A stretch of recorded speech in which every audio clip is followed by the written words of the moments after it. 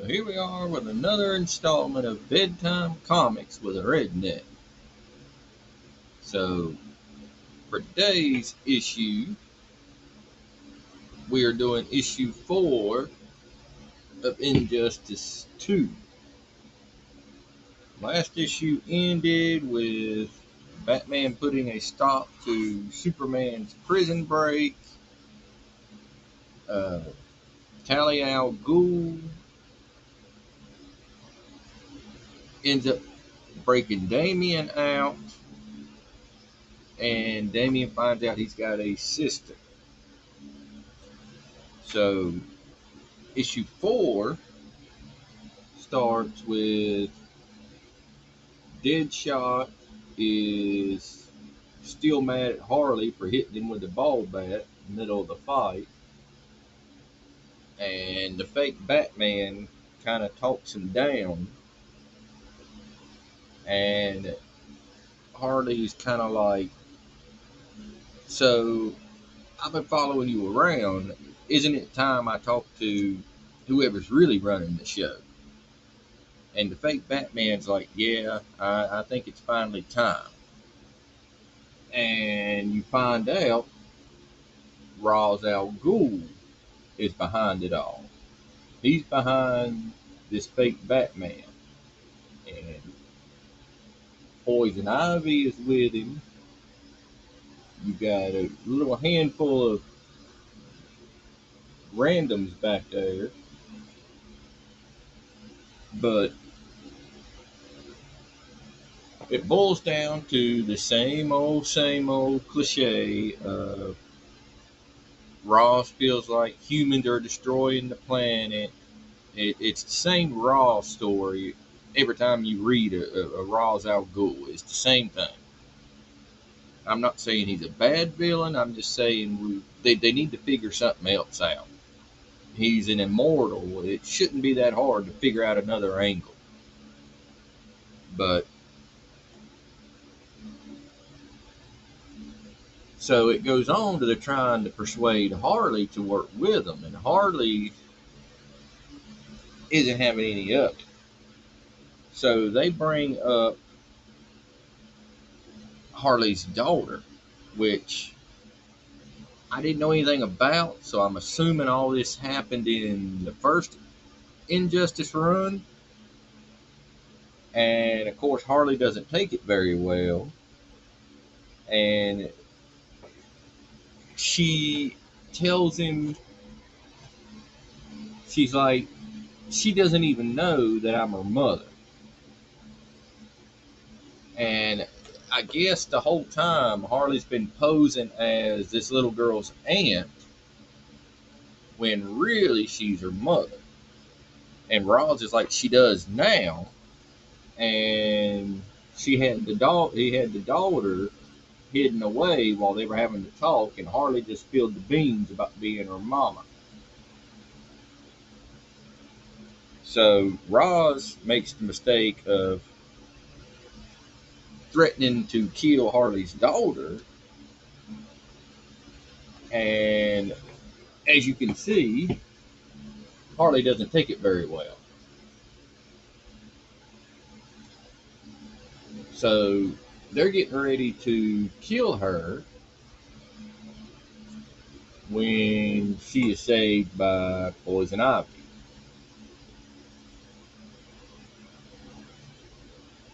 After a little gunfight has gone down, Roz apologizes for threatening her daughter and decides it's a little easier if they try the friendly route instead of the making you do this route. So he brings up what started the entire Injustice. Now, I did read the first year of Injustice, so I am familiar with what started it, with the Joker and Harley tricking Superman into killing Lois Lane.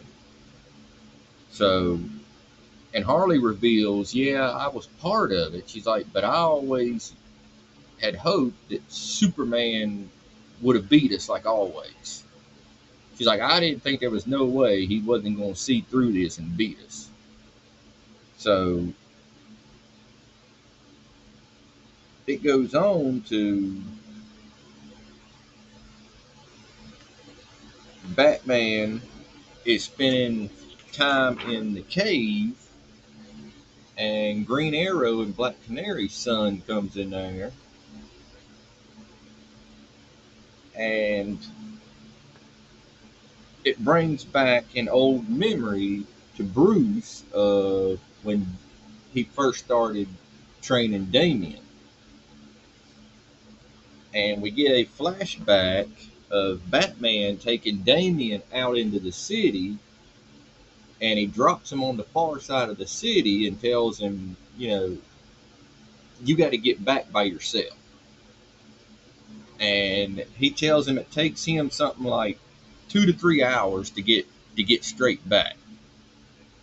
And Damien's like, well, you know how Damien is. He's like, well, I'll flatten that by half. Well, as he's through the city, he runs into all these different crimes, and he knows he's on a time limit, but he stops and helps all these different people along the way, even though it's taken from him, taking time from him. Much as he wants to up his daddy, he still wants to help people. So as you can see, it gets on to be, 7 hours later, 8 hours later, 9 hours later, and he finally shows up at the cave. And Bruce was like, well, I told you couldn't beat my time. And Robin's like, yeah.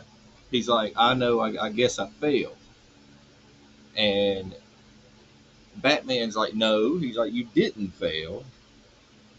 He said, the time wasn't the factor. That was just, the time was what was implied. He's like, I didn't literally give you a time. I just implied that you were on a time. He said, I wanted to see what you would do under all that. And he told him, you stopped and helped everybody that was in need. And he's like, I don't never say this, but he said, I'm proud of you and you did the right thing. So there's something weird going on when you get back to the present after the story, because he's still talking to Green Arrow and Black Canary's son Connor, and he tells him, well, we got to keep this a secret, and he pulls like an injector out. So that's how that issue ends, and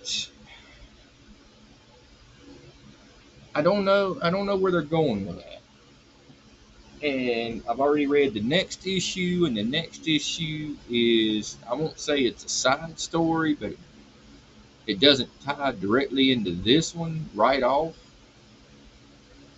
It doesn't focus on everything that was left here. It's still part of the bigger story, but we'll get to that in the video next. But that was that one, and we would be moving on to the next one.